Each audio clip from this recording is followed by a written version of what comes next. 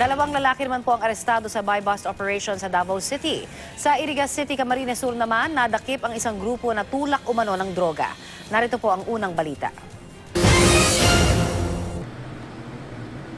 Hindi man pansin sa unang tingin, nagkalat sa mata ang lugar na ito ang mga operatiba ng Irigas City Police sa Camarines Sur. Bahagi ito ng operasyon ng mga pulis laban sa suspect na si Ronald Esplana o alias Frank, na bukod sa pagiging instructor sa kolehiyo ay isa rin umanong tulak na droga. Maya-maya pa, dumating din ang target ng operasyon at sandaling nakipag-usap sa katransaksyon. Tila nagmamadali pa si Esplana na makuha ang pera mula sa buyer na isa palang police asset. Nang may abot ang bust money, sinabi raw ng suspect sa asset na tatawagan na ito para sabihin kung saan kukunin ang droga at dito na naglakad palayo si Esplana. Pero hindi na siya nakalayo dahil nakabuntot na sa kanya ang dalawang pulis. Nakuha mula sa suspect ang isang sachet na hininalang shabu at 1,000 pisong pera.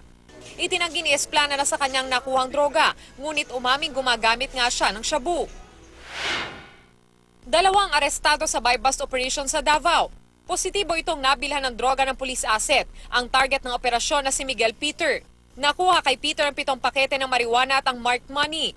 Nahuli rin sa operasyon ng pinsan nitong si Paul John Golosenda na naaktuhan namang gumagamit umano ng marijuana.